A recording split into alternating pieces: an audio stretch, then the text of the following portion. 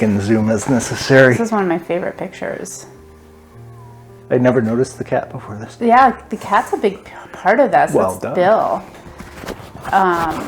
This was our nightly routine. Every night I would get books out at the end of the night, and as soon as Billy heard me open up a book, he would come from whatever hole he was in, and he would jump on the back of the chair to be part of story time.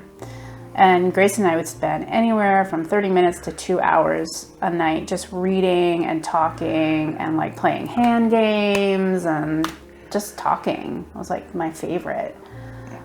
Yeah, that's a great picture. Those are good memories. Yeah, and then we had a tradition. In November, Thanksgiving, we would start a Christmas Carol, and we would finish it by Christmas. And I still have the books. And we love reading Tasha Tudor together. It's another great author from Vermont. She has a bunch of corgis, and she just still lives in this magical land back in the 1800s. That's great. If I hadn't had the arts, I really don't believe that I'd be around right now. I think that being in such a welcoming environment really saved me. And I just had so many friends there who were like immediately accepting, and the director was immediately accepting. And show choir was also a great place to feel accepted. I love my show choir director. She was like right away like understood and was open to learning, which I found I appreciated it. But learning in a way that wasn't like, what are you going to do with your genitals?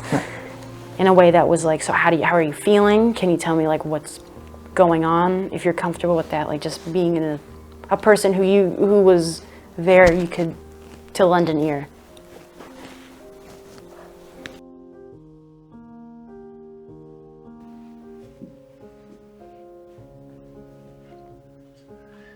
The prevalence of suicidal ideation among transgender youth outpaces that of the general population, with research consistently demonstrating rates of 52 to 61%. In one study of 88,000 9th and 11th graders, researchers documented lifetime suicidal ideation was about 3 times more prevalent in the transgender community. Suicide attempts almost 5 times more likely. Grayson is no statistic, however, nor is his story defined by despair. He is a 19-year-old first-year college student. He is a well-loved nephew, cousin, son, stepchild, half-brother, and grandson who exists within a large multi-generational family with diverse perspectives and life experiences. He likes the Beatles and Spider-Man. He loves the magical world of Harry Potter, but is not so much a fan of the author who created it. He speaks fluent German. He's earned accolades from local theater critics, as well as trained with Broadway actors in New York. He supports fundraising for local animal shelters and enjoys hanging out with his friends. He is kind, well-spoken, witty, and wise, yet developmentally a typical teenager with typical teenage challenges to face. He was born biologically a female, but whose sense of self emerged as being a male, a pervasive feeling emanating from the deepest regions of his being. Grayson bravely shared his story with me, and now with you, so that we could hear a first-hand account of being transgender, challenge or affirm our own belief systems, and learn something about the experiences of another human being that may vary widely from our own. This is Grayson's story. Welcome to Where In Between Lives.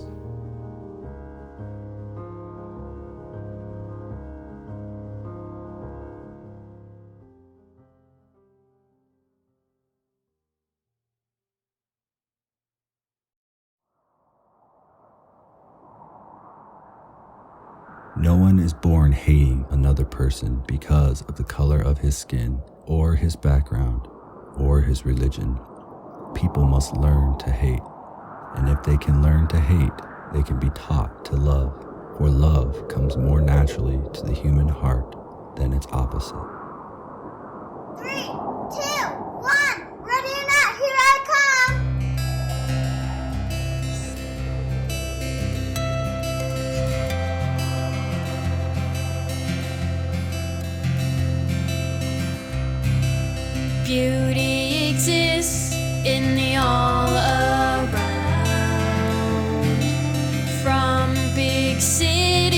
the small hometowns where every silver lining has its cloud.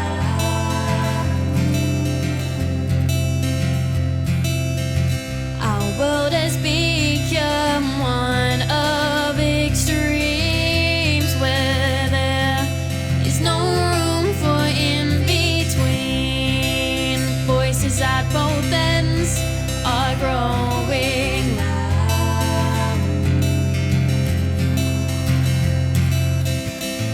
This is who I am, I'm not who you are. Why do you care if I travel that far? Why do you care whom that I love for?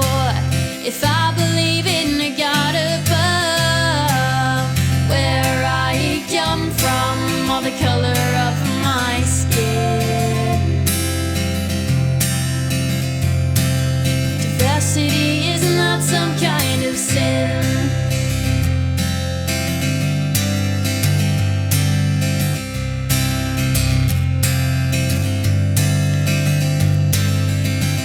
So let's meet at a place that's not that far, where you can say what you mean and be who you are. We don't need to change or even agree, but we have to look before we can see. What we seek limit to what we'll find. It isn't weak to open our minds. Why do you care whom that I love for? If I believe in a God above, where I come from, or the color of my skin.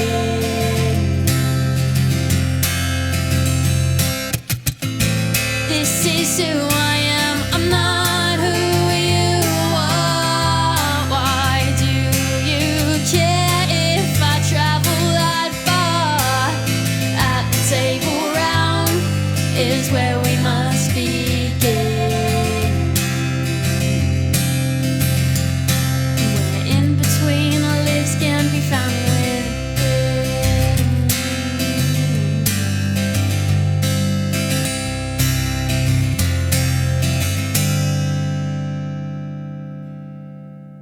Ollie, Ollie, oxen free!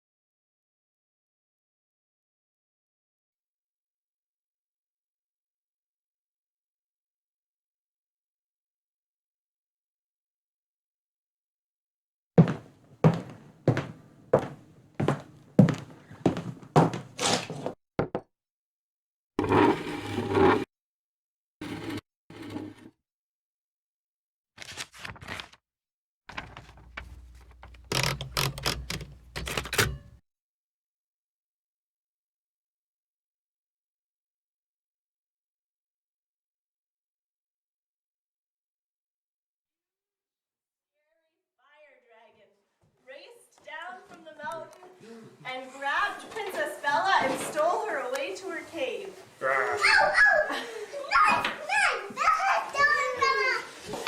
Prologue. There you go. That's good. She's got skills. That's my daughter.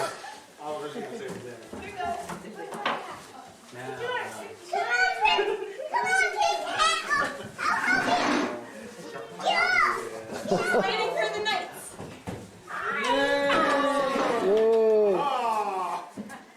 I've been acting since I was probably in preschool, but then I took a little break, and then I continued in elementary school. And what do you do for acting in preschool? It's somewhere on video. It's a little play that we all wrote, or the teacher wrote, where we were all like princesses, and there were knights and a dragon, and I remember I had to be a princess, and I really wanted to be one of the knights, but she wouldn't let me.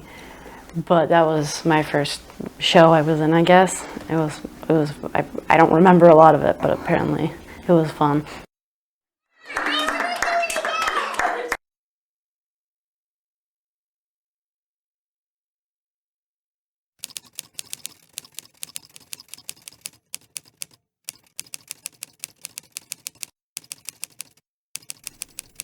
I'd never really given much thought to the topic of being transgender. By not much, I mean none at all. In my mind's eye, I think I equated the term with images of drag queens or some of the more outrageously outfitted and groomed kids I had worked with over the years. Kids who had mastered the art of successful attention-seeking behavior. Now, don't get me wrong. I couldn't care less if you're black, white, or pink with purple polka dots, how you dress, or who you want to sleep with. I just mean that, having not really given the topic any thought, my vague, uninformed concept of a transgender individual involved someone with some kind of manageable mental health condition, underlying a quest for attention or a need to define themselves as special in some unique manner. And then I met Grayson. Holy shit, was I wrong. And that is where a new journey in learning began for me. There is amazing research being done that uses cutting-edge technology to examine biological bases for individual differences in gender identity, sexuality, and sexual orientation. At the same time, politicians across the nation are introducing legislation targeting members of the transgender community.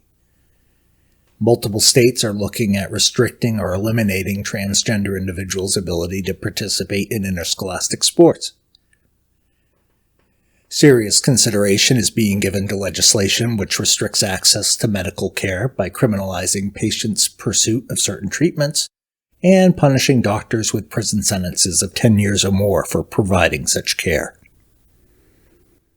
And of course, the great bathroom debate continues to rage at the state and federal levels, where one side expresses concern about the transgender movement leading to easier access for pedophiles to defenseless victims, while the only movement the other side is worried about is being able to have one in a setting that feels right and safe for them as well. We should celebrate and encourage respectful debate and passionate pursuit of one's ideals.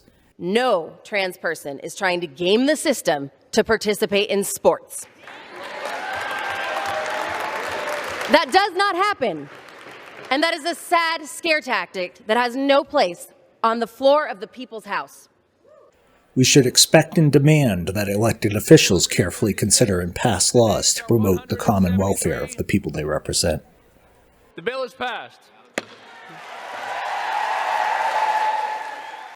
But here's the caveat.